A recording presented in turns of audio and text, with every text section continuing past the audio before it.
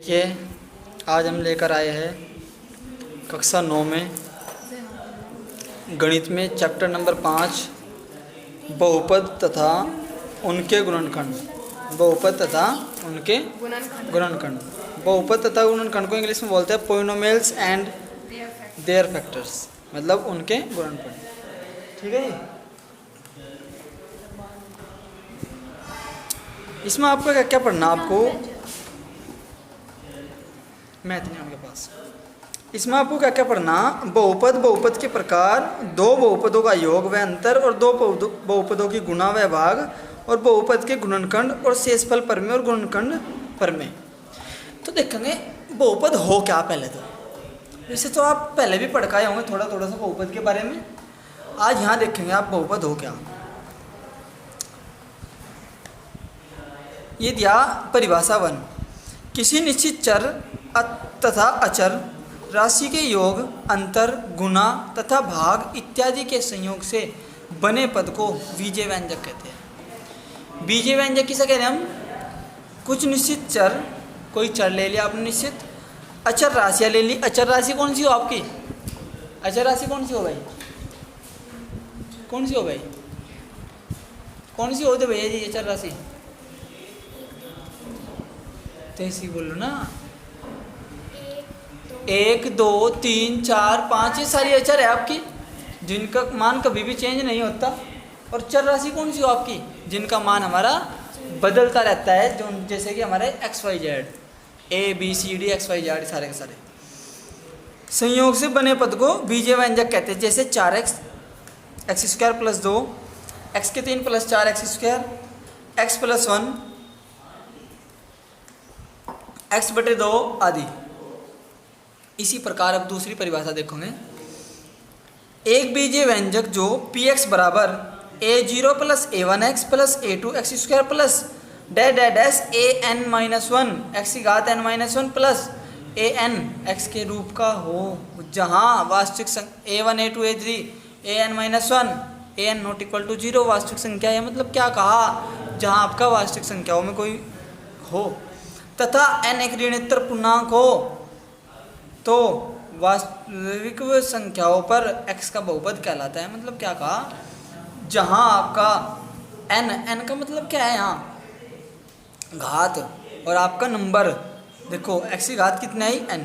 वास्तविक संख्या 0, वास्तविक संख्या a0 पहली वास्तविक संख्या, प्लस फिर उसकी संख्या एक चर और एक अचर, फिर एक चर बढ़ गया, फिर एक चर और बढ़ गया a2 हो गया, और वास्तविक संख्या का मान बढ़ गया, मतलब x स्क्वायर हो गया।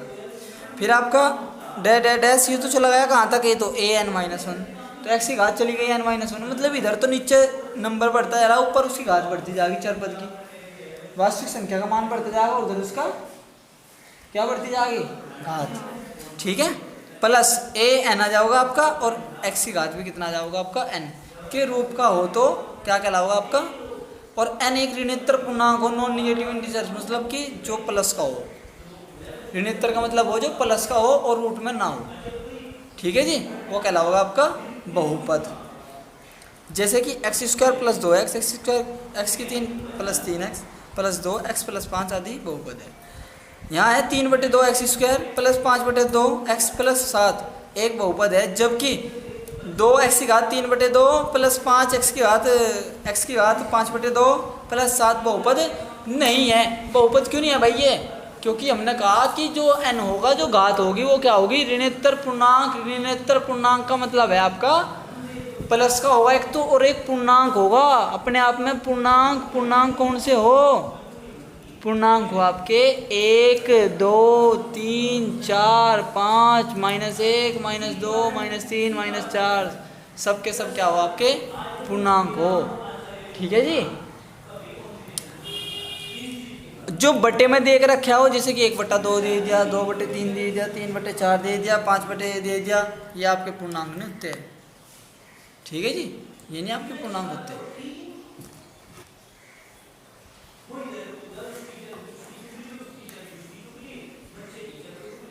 इसके बाद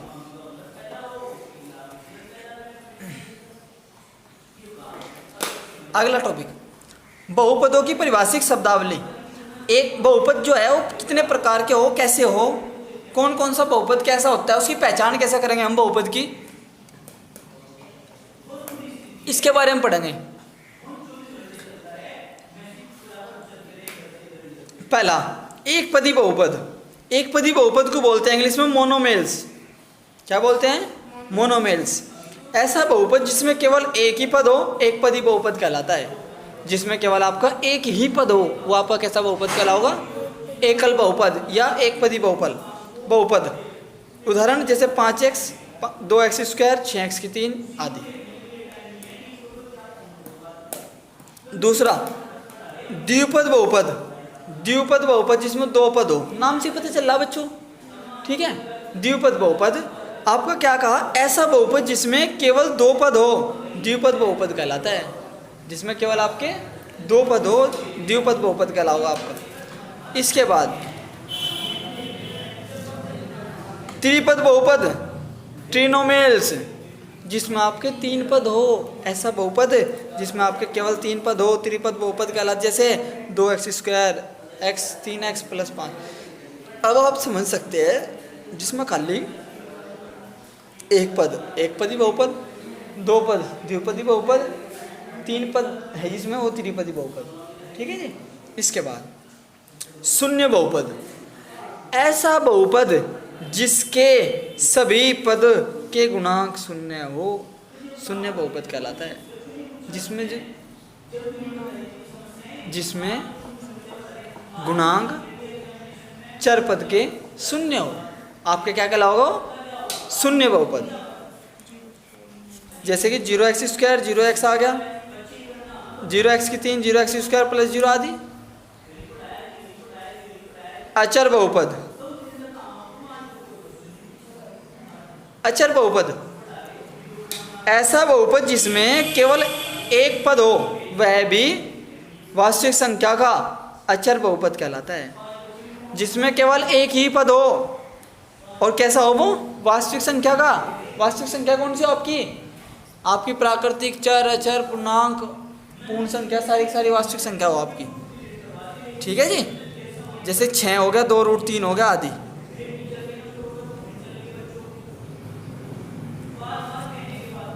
इसके बाद बहुपद का मानक रूप, स्टैंडर्ड फॉर्म ऑफ ए पोनिमोल्स। इसका मानक रूप क्या है? देखो,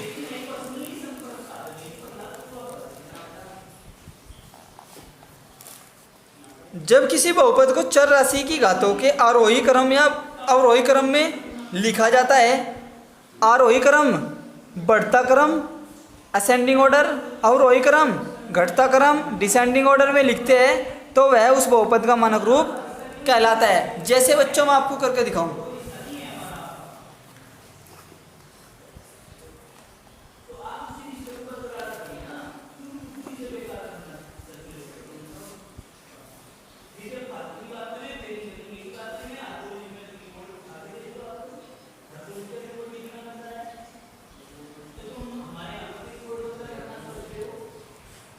जैसे कि आपका ये बहुपद है, ठीक है जी। अगर आप इसमें लिख दो, पहले सबसे बड़ी घात लिख रही, फिर उससे छोटी लिख रही, फिर उससे छोटी लिख रही, और फिर जिसमें है ही नहीं घात, मतलब जिसमें चर ही नहीं है वो लिख रहा, ये तो होगा क्या? आरोही क्रम, नहीं अवरोही क्रम।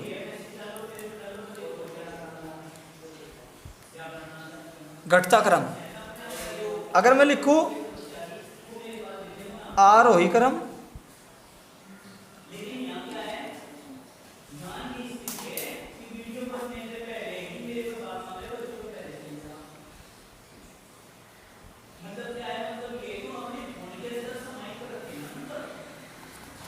तो देखो क्या होगा आपके पास, इसका हमें लिखना आरोही 5 7x 5x स्क्वायर 6x की 3, ये हो गया आपका बढ़ता क्रम। जब ये बढ़ता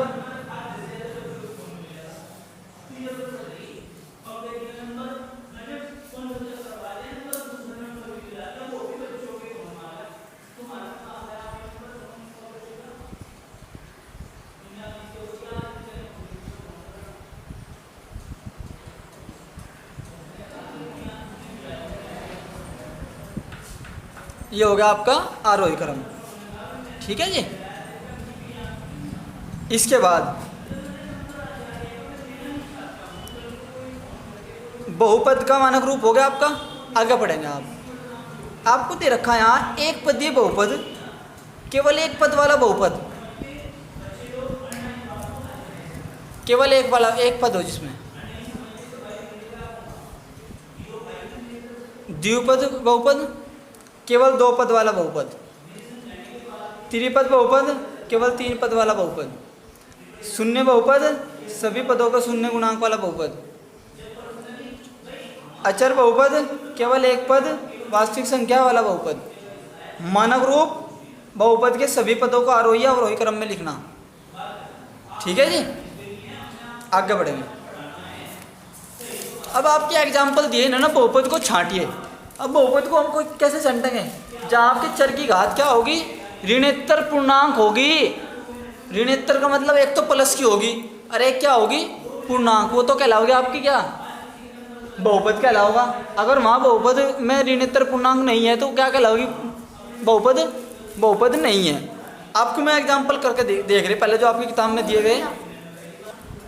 इसके बाद हमने कहा निम्न व्यंजकों में बहुपद छांटिए। बहुपद को छांटना हमने बताया अभी बहुपद वो होगा आपका जहाँ आपके चर पद, उसकी चर पद की जो घात होगी वो ऋणोत्तर पूर्णांक होगी। ऋणोत्तर पूर्णांक का मतलब है जो पॉजिटिव होगी। ठीक है जी। और पूर्णांक होगी, पूर्णांक का मतलब है आपका जो पूरी होगी। पूरी का मतलब कैसे है? एक हो, दो हो, तीन हो, चार हो, पाँच हो। ऐसा नहीं कि आपका 1/2 हो, 3/2 हो, 5/2 हो। देखो जी पहला बहुपद देखते ही बताना जी एकदम।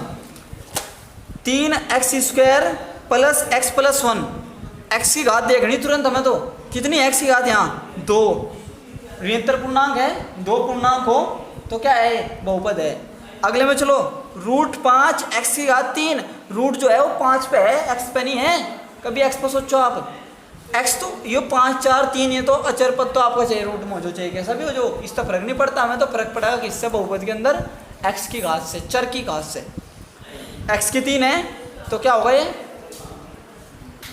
बहुपद है। अगला √2x प्लस √3 √x। यहाँ √x है। √x का मतलब मैंने आपको बताया था पहले भी, पिछले सवाल में भी करके दिखाया। क्या हो मतलब रूट का? किसकी घात? 1/2। और जब 1/2 क्या है? पूर्णांक थोड़ी है, ये तो क्या है? भिन्न है, आपकी परिमेय है। ठीक है जी। तो क्या है? बहुपद नहीं है। आगे आ जाओ। यहाँ 30/4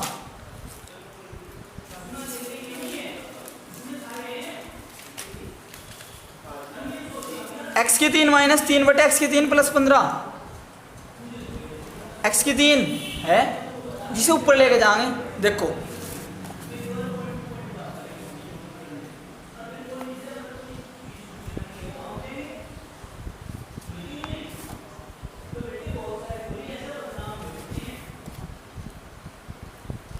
देखो x की 3 इसे ऊपर लेके जाएंगे। 3x की घात कितनी हो जाएगी? -3 और प्लस आपका 15। अब यहाँ आप चेक करके बताओ मुझे, यहाँ माइनस नहीं आ रही क्या? पूर्णांक तो है परंतु क्या आ रहा? माइनस का आ रहा। तो क्या है ये?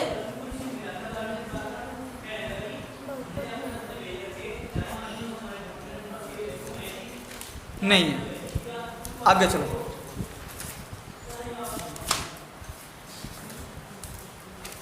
एग्जाम्पल में कहा निम्न व्यंजकों में एक पदी तथा द्विपदी बहुपद छांटिए।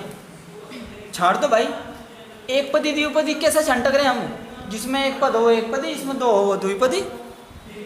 इसमें एक पदी है एक पद, जिसमें एक है एक पद है, इसमें दूसरे में एक पद है, दूसरे में तीसरे में 2, चौथे में 3, पांचवें में 2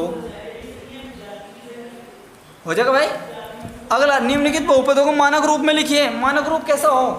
बढ़ता क्रम हो या घटता क्रम हो? किसका? चर की घात का। आगे चलो अब अपनी प्रश्नावली पे आ जाओ 5.1 पे। हाँ 6 एक अचर बहुपद है परंतु है तो एक पदी। ठीक है, इसने लिखा देखो 6 में केवल एक पद है इसलिए एक पदी बहुपद है, तथा 6 एक वास्तविक संख्या है इसलिए यह एक अचर बहुपद भी कहलाएगा। बहुत अच्छे। अब चलो आप प्रश्नावली 5.1 पे किताब में ही करना सारा काम, ठीक है जी। मतलब कॉपी में तो करेंगे आप, मैं किताब में करके दिखा रहा है यहाँ पे आपको, क्योंकि छांटने ही तो है, देखने से पता चल रहा। निम्न में कौन बहुपद नहीं है? पहला बताओ भाई देख के, है। दूसरा है ये भी, तीसरा है नहीं। तो तीसरा ही क्या है इसका आंसर है, गोला कर दिया जी हमने तीसरे पे, यही आंसर है। निम्न में वो कौन बहुपद नहीं है? पहला है, दूसरा बताओ है नहीं है?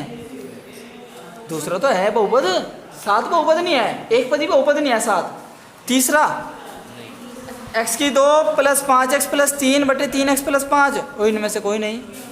भाई देखो इनका तो पता चल गया हमें, इनमें से कोई नहीं, हम कह नहीं सकते। सी है या नहीं है? है नहीं है, चेक करना पड़ेगा। और चेक क्या करना पड़ेगा? सीधी सी बात है, इस x को ऊपर लेते जाओ, किसका हो जाएगा? यू माइनस का तो नहीं है। निम्न में कौन एक बहुपद है? एक पदीय बहुपद है निम्न में, 5x है, यो आंसर है इसका। निम्न में से कौन एक पदीय बहुपद है? निम्न में से बताओ। 5 4x⁵ 5, ठीक है जी। आगे बढ़ो।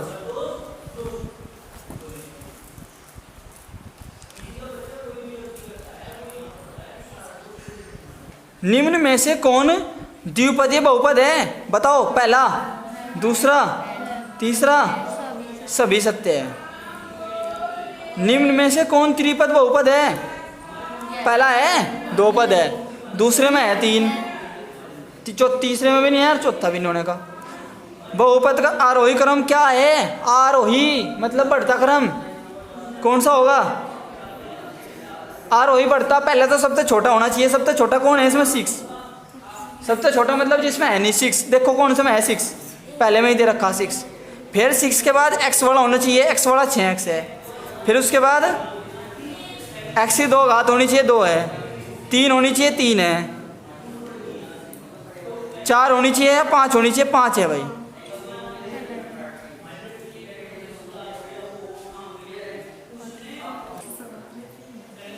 इसके बाद बहुपद x की 3 - x + x² - 2√2, एक आरोही क्रम क्या है इसका? आरोही क्रम घटता क्रम। क्या होगा घटता क्रम? पहले 3 वाली घात, फिर 2 वाली घात, फिर 1 वाली घात और फिर बिना घात वाला। कौन सा है इसमें भी? ए। एक बहुपद जिसके प्रत्येक पद का गुणांक 0 हो वह कहलाता है शून्य बहुपद। क्या कहलाओगा? शून्य बहुपद। एक बहुपद में जांचिए क्या वह बहुपद की घात चर की घात ऋणात्मक नहीं होती? एक बहुपद में जांचिए क्या एक बहुपद में चर की घात ऋणात्मक नहीं होती? जांच करनी भाई कि जो चर की घात है वो ऋणात्मक नहीं होती है, बात पूछ रहा हो। कौन सी पढ़ लिया हमने? 10वां पढ़ रहे ना? अच्छा, कि जांच करने की बहुपद में चर की घात ऋणात्मक नहीं होती। एक बहुपद में भाई हम जांच करेंगे जब चर की घात ऋणात्मक कहाँ से हो जाएगी? अगर चर की घात ऋणात्मक हो जाए तो बहुपद ही नहीं होने का। सपोज दैट, मान लो ये बहुपद ले लिया हमने,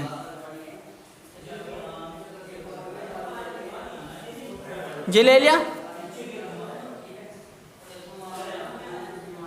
और अब आप यहाँ, अब मैंने क्या करा, ये कह रहा है जांच कर ली कि यहाँ इसकी घात कितनी है? x की घात 2 है, 5 x की घात -1 है और +6।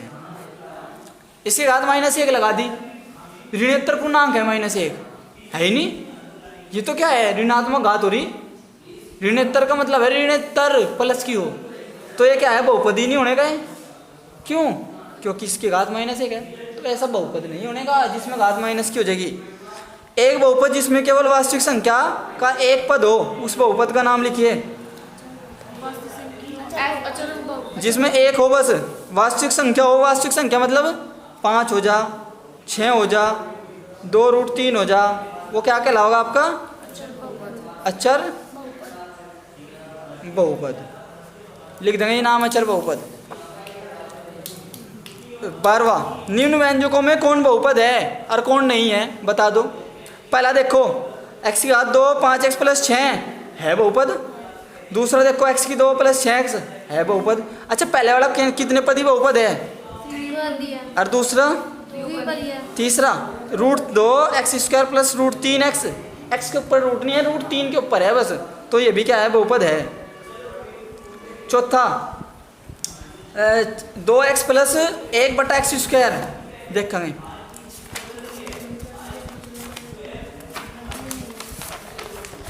2x प्लस 12वें का है ना, 12वें का चौथा 2x plus 1/x²। 2x plus जब उसे ऊपर लेके जाएंगे x की -2, तो क्या है, बहुपद ये।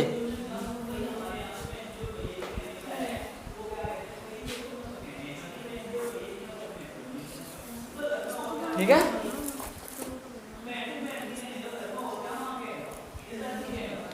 अगला x² प्लस √2x। देखो बच्चों ध्यान से, पूरे पर √2 है, रूट है पूरे पे x तक से, x से ही थे, तो क्या होगा, ये भी बहुपद नहीं हो। क्यों नहीं होने का, यूँ मैं खोल के दिखा दे रहा है। पांचवा x² प्लस √2x।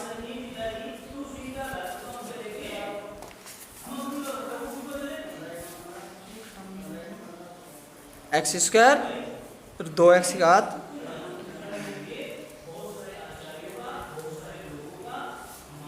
रूट, इसमें x की घात कितनी आ रही है, 1/2। 1/2 आ रही, तो क्या है, ऋणोत्तर पूर्णांक तो है नहीं है, पूर्णांक नहीं है, लिख सकते हैं आप चू की घात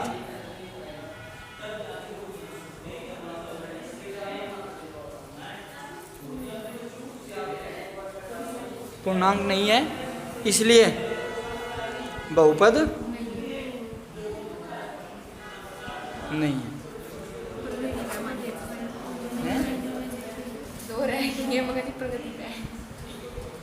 13वां सवाल, निम्न व्यंजकों में से एकपदी, द्विपदी व त्रिपदी बहुपद ज्ञात कीजिए। भाई बिल्कुल आसान है। पहला देखो नंबर वार से बताओगे, बताओ हंसी बहन जी। पहला अंशिका बहन जी, उदय भैया जी, प्रियांशु भैया जी, आवाज़ नहीं आई भाई, त्रिपदी है भाई, वीडियो में आवाज़ आनी चाहिए। और पांचवा मेरे नाम का x² प्लस 1 द्विपदी। अगला निम्न बहुपदों को मानक रूप में लिखिए। मानक रूप में लिखने का मतलब आरोही अवरोही क्रम में लिखना है। आरोही में पहले को लिखेंगे, देखो लिख के दिखाऊंगा भाई ने, लिख के दिखाऊंगा भाई ने। 14 का पहला x की 6, 3x की 4 प्लस 2 √x, 5x की 2, 2x की 5। देखो जी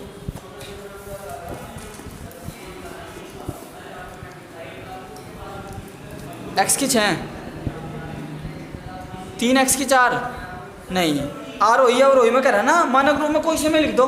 पहला बड़ी घात, इससे छोटी घात कौन है इसमें, फिर 5, तो माइनस के 2x की घात 5।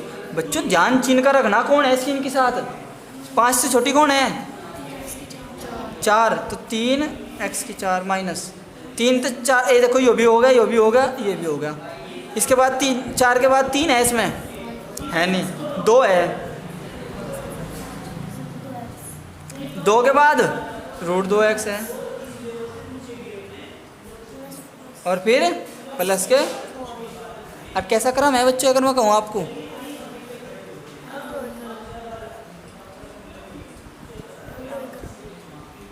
आपका क्या हो गया, आसान नहीं है बिल्कुल। इसके बाद दूसरे वाला करवा दूँ मैं आपको बस, इसके बाद आप बाकी तो आप अपने आप करेंगे। x की घात 7, 3x की 5 प्लस √2x प्लस 4/3x²।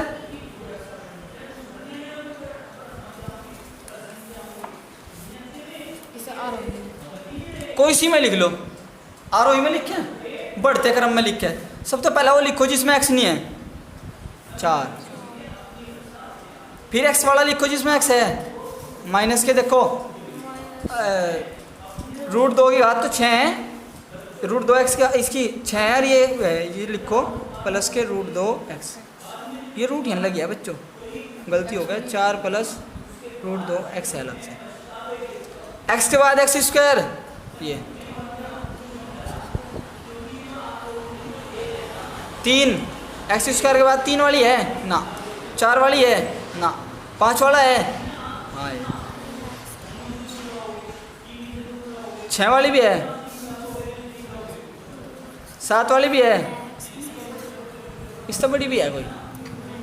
बच्चों ये दूसरा क्वेश्चन करवाने का तात्पर्य क्या था मेरा, मैंने इसलिए करवाया कुछ बच्चे यहाँ 4/3 से घबरा जाएंगे, हमें 4/3 से तो मतलब ही नहीं, हमें मतलब किससे है मानसी बहन जी, घात से, किससे है, घात से, चर पद से है, मतलब चर से बस, और किसी से कोई मतलब नहीं, एक्स वाई से है मतलब बस।